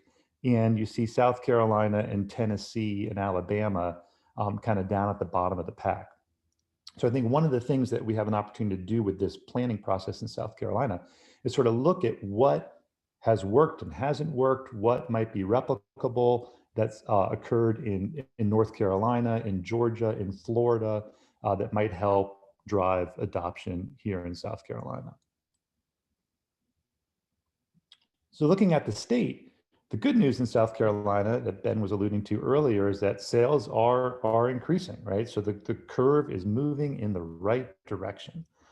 Another interesting thing that we're seeing not only in South Carolina, but around the country is the green bars represent plug-in electric hybrid vehicles, right? So that's like your Chevy Volt or your BMW i3 type vehicle that has some type of combustion engine backup.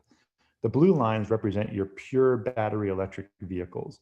And you can see how beginning in 2018 with the release of the Tesla Model 3, those all battery electric vehicles are steadily representing more and more of the market in terms of quarterly sales. And that's really important to keep in mind as we're thinking about building out DC fast charging networks. The urgency of those networks becomes greater the higher percentage of pure battery electric vehicles we see in the market. So looking at those same indicators that we were looking at for the Southeast, but looking at them specific to South Carolina, we see kind of the early market position that's currently here in the state. Note that these passenger EV manufacturing jobs and investment are just looking at passenger, and it's difficult to get some of Volvo's data, so they're conservative. They'd be a little higher if we had better data from Volvo, but they don't take into account the medium and heavy duty space with outfits like Proterra and Arrival. And so we'll be looking to bring that data in as more and more of it becomes publicly available. But even within the passenger EV space, there's a lot of growth opportunity for South Carolina to access more of that capital that's here in the Southeast, that 28% of all the investment in the US. South Carolina ought to be setting itself up to get more of that flowing into the state. In addition, there's a lot of room to drive EV sales and EV charger deployment. One of the number that I like to look at in these metrics is sort of the EVs per 1,000 people and the DC fast chargers per 1,000 people. It's a really great kind of metric that level sets population in different states. So you can see how in both those measures, South Carolina is ranking relatively low. And then with utility investment and government funding, as we spoke about in the Southeast, there's a lot of opportunity as well in South Carolina to grow both of those areas. And if that investment is strategic and focused on not only trying to get electric vehicles on the road, but also trying to do it in a way that's equitable, as Shelley was speaking to, provides access to all South Carolinians, and is done in a strategic way that sets the state up to draw in more capital and create more jobs in the space, then that investment in by utilities and by the state government can generate a really strong return. So I'll leave it there. That's my contact information, and I welcome you to reach out to me if you want any more information. And that's my electric vehicle. I've been an EV driver since 2013. That's my 2017 Nissan Leaf that I bought used for $15,000 with 5,000 miles on it. I drive it everywhere. My dog Epi often in the back seat. And I save about $1,200 a year driving that EV. So as you know, an EV driver, I'm sold on the technology and I'm sold on the cost savings that it provides me. This also happens to be my favorite charging spot in Western North Carolina. This is at a friend's house and I'm plugging into a plug that they plug an RV into, an outlet they plug an RV into. So lots of ways to charge a car.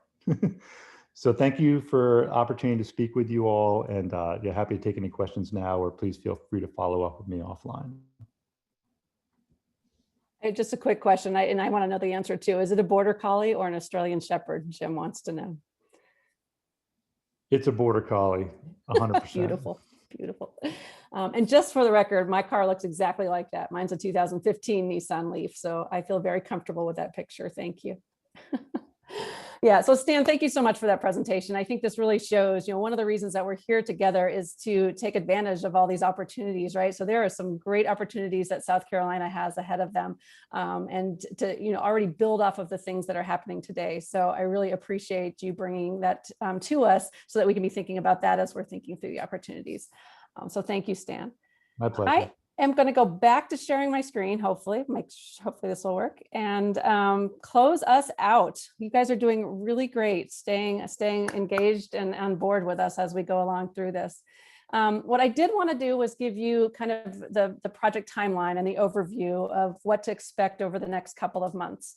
The project actually kicked off in November of 2020. The core team got together. We did a lot of planning, thinking through, what did we want to accomplish with this project? Who did we want to be involved, including all of you? And then how did we want to do our work over the next year? We kicked off in January 2021 with the advisory committee that I mentioned earlier, and that they will continue to meet on a monthly basis, again, to make sure that we are moving forward in the right direction. In February, as you are aware, we're holding 2 stakeholder workshops, actually February, early March. So the first one is today, and then the second one again will be on March 2nd. And then these are so that we can all be on the same page, level set, and then start to really dig into some of these opportunities that all of the speakers have discussed today.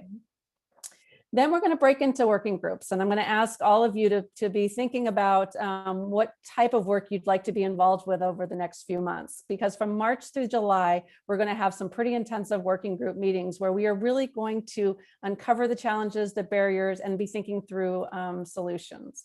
Because in August of 2021, these working groups are going to come up with some recommendations.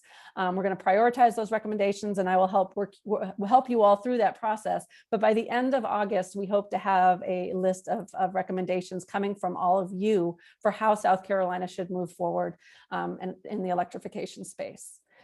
In September, we will have another all stakeholder workshop, hopefully in person, where we can all share the recommendations, dive a little bit more deeply into them and discuss them as a group. And then October through November, the State Energy Office is going to draft up the report, with a final report being out either the end of the year or early 2022. So I've been mentioning these working groups as we've been going along. We've established 5, and I would encourage you, one of the things when I send out the registration link for the next workshop is I'm going to ask you which one you'd like to participate in as a breakout group in the workshop. But that doesn't mean you only have to participate in one working group. I would encourage you, if you have interests in some of the other ones, please get engaged and involved with those. And also, if you have colleagues that might be interested in some of these, please feel free to bring them in. We definitely want to make sure that we've got all the voices at the table, all the expertise that we can find, so that we can really, really get the best recommendations to move forward. So here are the 5 working groups that we have today. The first one I've already talked a little bit about. Really, as Shelley was talking, this reminded me of this group. This is the EV equity and accessibility group. And so in this group, we want to make sure that the recommendations we are coming up with, how we are building out our infrastructure, how we make EVs accessible to everyone, we want to be considering this in this group.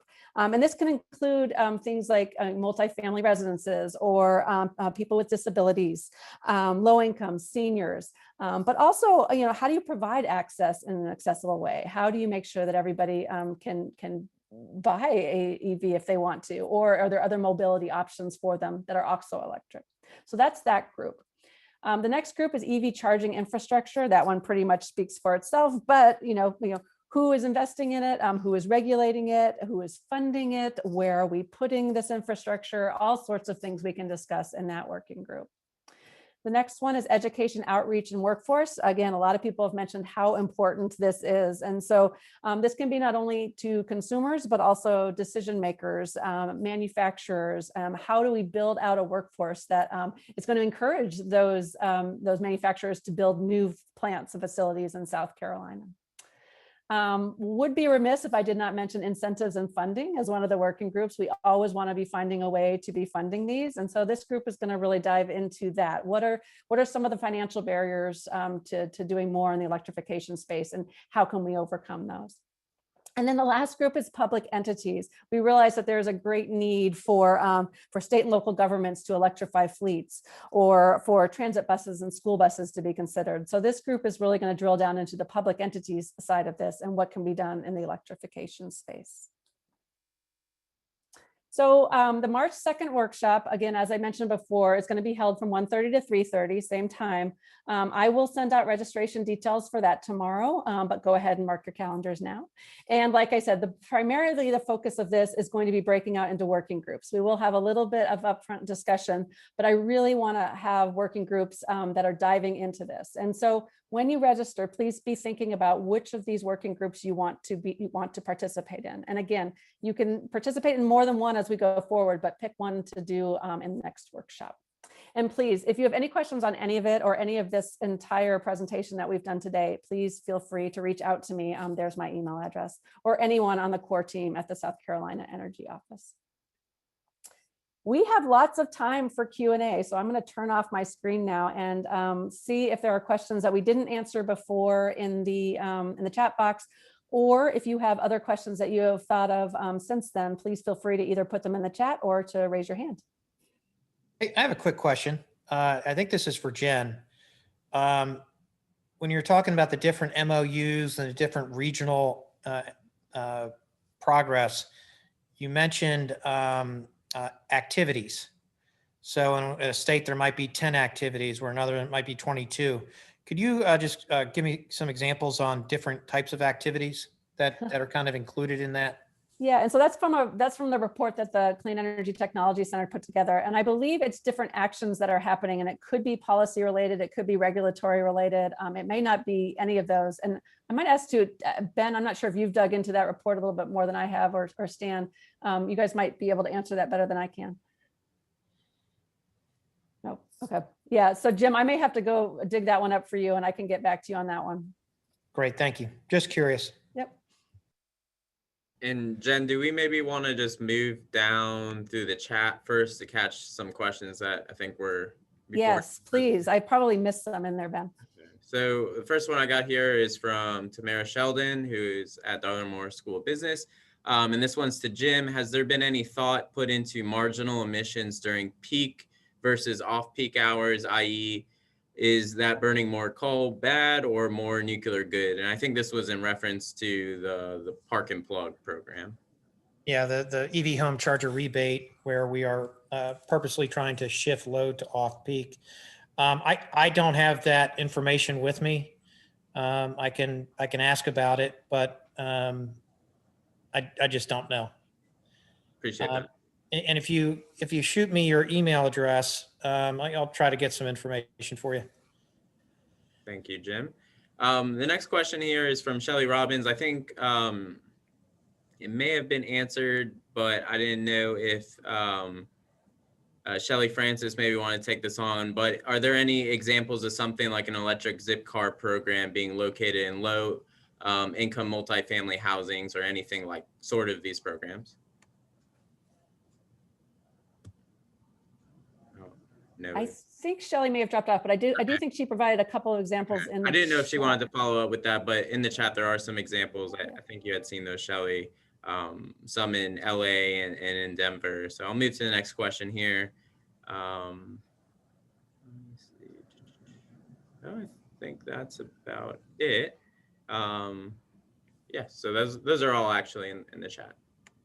And Yeah, I and did want to clarify, a question came up, I believe, from Josh with Green Lots, and he was just asking if someone wasn't able to attend today, but they're interested in a working group, if people could participate in a working group. And I indicated that they should reach out to you, Jen, to be added to a working group. I just wanted to make sure everybody knew that in case you know of other people who've missed today but would like to participate.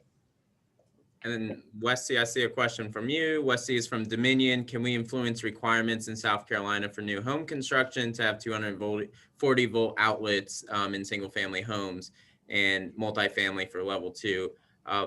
This would be, something known as EV ready ordinances. And Westy, I think this is a great opportunity for our stakeholders to really engage in those discussions in the working group. And if that comes up to be a top tier recommendation, that'll be listed within our report. But I think this is a great opportunity and forum to discuss that. And I wanted to, this is Catherine with the Energy Office again. I did want to clarify one thing about our timeline. I know Jen mentioned that we anticipate having a final report sort of in place by December or January of next year, of this December or January, but we wanted to indicate that we officially don't have as our plan to have the final report until June. That was just a little, officially. So I just wanted to let you know we will be working toward a final draft by the end of this year. But just given how we know timeframes work, we wanted to have that wiggle room. Yeah, thank you for clarifying, Catherine. I apologize that I didn't make that clear. That's fine.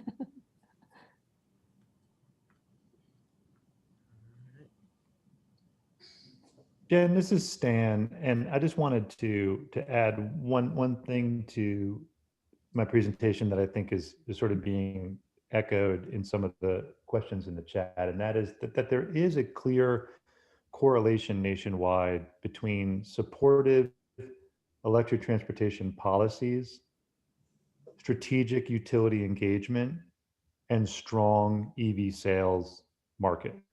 Right, there is a correlation between those things. And so, as we're moving through this planning process, understanding fully that this isn't a place for policy advocacy, but it is a wonderful place to be looking at what are the emerging best practices that are leading to success and defining what that is for us in South Carolina. Across, the economic development, jobs opportunities, EV sales, equity and access is going to be really exciting because we're doing this at a time when there is, a fair amount of data that we can draw from, as the reports we've looked at today have indicated. Jen, Catherine, I came off mute as Stan was making that comment. Is it possible for me to add a thought? Absolutely. So this is Bonnie Loomis with E4 Carolinas, and we are neither a lobbying, or we're not a lobbying organization, certainly. Shelley Robbins and the utilities engage in lobbying, but as I was looking at the working groups, I hate to further burden us, and it may not be something that we want to do formally under the umbrella as y'all are proceeding, but perhaps those of us who are not necessarily in the same boat as y'all from an advocacy perspective, we do see ourselves as an advocating organization, although we don't engage in direct lobbying. So those of us who are wanting to have these conversations with policymakers, we may want to have some conversation amongst ourselves, and whether this is a working group or not, I'm not sure, but we may want to have some conversation about how we collectively take this forward to our policymakers, because as Stan mentioned, I mean, there's definite correlations between them all. And so I'd be interested in down the road, you know, what communications tools you may be producing in this regard, and if appropriate, to think toward policy maker conversation use of those tools, perhaps not directly by your organizations, but by others. As Stan mentioned, there's a lot of great data. And I think that those of us who want to chime in from a policy perspective would like to be able to point to this work in that regard. I just would like for us to not lose that context, recognizing the limitations of the Energy Office. Yeah, and I think that's a really good point, Bonnie. And I purposely do not have policy as one of the working groups, because I think it crosses all of the boundaries of all 5 of the working groups. One of the things that we did, and Catherine, please correct me if I'm going the wrong direction here, but with the energy efficiency roadmap, was identify specific champions of some of the recommendations that could move them forward, especially the legislative ones. And I think that's going to be very important here as well. We can identify the recommendations, but we may be looking toward other organizations to be championing them going forward. So yeah, I think that's a perfect, you're right, spot on there.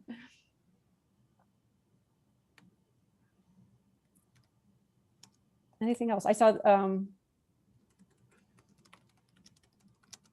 Mike asked about Home Builders Association and the stakeholder group. I'm not sure about that. We can take a look at that and see. You're right, though. There should be somebody, especially for that multifamily question. Good point, Mike.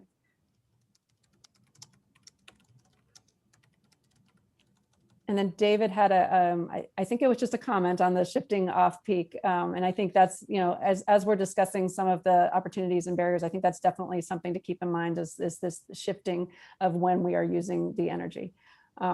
So yes, very good point, David. And just, I wanted to just chime back in about the previous point about the Home Builders Association.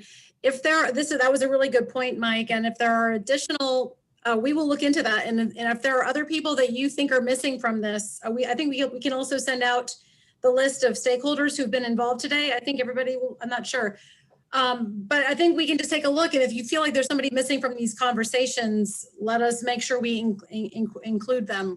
We really want this to be as broad a stakeholder discussion as possible to make sure we address all of the issues that cross multitude of sectors and of interests. So please just don't hesitate to reach out to any of us on this group.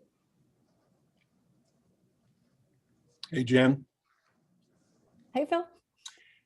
Hey, I just wanted to chime in at the end. Bruce and I will be happy to participate in the working group. So just let us, he and I need to talk about this and allocate our time and things. So this is Phil Jones from the Alliance for Transportation Electrification. So on the best practices, this is something that we follow very closely, as you know, in many other states. So just recently, Colorado PUC has an excellent order that we could bring into the fold on by end use case. It covers 18 portfolios, 5 use cases. That's a good one. New Jersey has just done more of a make-ready approach with a heavy rebate structure, and they just approved 2 utility filings in the last 3 weeks. So there's a number of cases that we could bring into it. My only point of caution is South Carolina is a pretty unique state in that you're not restructured. And so I think from a rate design, stakeholder process, and just your regulatory culture standpoint, it probably makes more sense to bring in these best practices from similarly vertically integrated states. So I don't think we should, that you should necessarily go to the ISO, the RTO states like California, Texas. Texas is obviously having big issues with electricity markets this week, but the PJM markets, probably more of the best practices will come from the vertically integrated states with strong commission oversight with a strong role for the energy utility. So I'm thinking Colorado, Arizona, North Carolina, Washington, Oregon, Minnesota, states like that. Yeah, thanks, Phil. And you just reminded me of something that I probably should have mentioned. One of the things that we'd love to do is set up a shared drive where we can put resources in there, especially some of the documents and the recent orders that you were referring to. So yeah, please send anything that you have my Okay. way, and I can get that into a shared drive that we can share with all the stakeholders. I really appreciate that. And Will I do. 100% agree with you on the vertically integrated states part of it. We want to be looking to them to see what they've done well.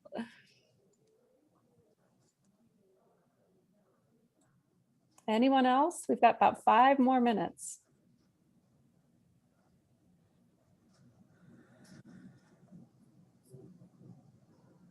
Any of my partners in crime have anything else they want to add?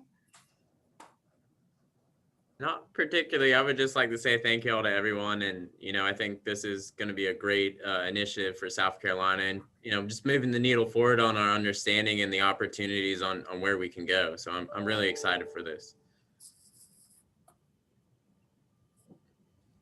Yeah, and I would just echo what Ben said. I mean, I think we're thrilled to have such tremendous interest in this topic. And I think we have some tremendous, we have some great people. I'm looking at the people who presented and the people who are participating, and we're thrilled. So thank you very much for your time and for your interest. All right. Well, thank you all. Yes, again, thank you for your time and thank you for being a part of this. And we really are looking forward to working more with you. Be on the lookout tomorrow for my registration link with the webinar recording. And then I will figure out a way to get you all of the additional information, probably through a shared drive, so that we can all see it together. Thank you again. Have a wonderful afternoon, and we will see you back here in 2 weeks.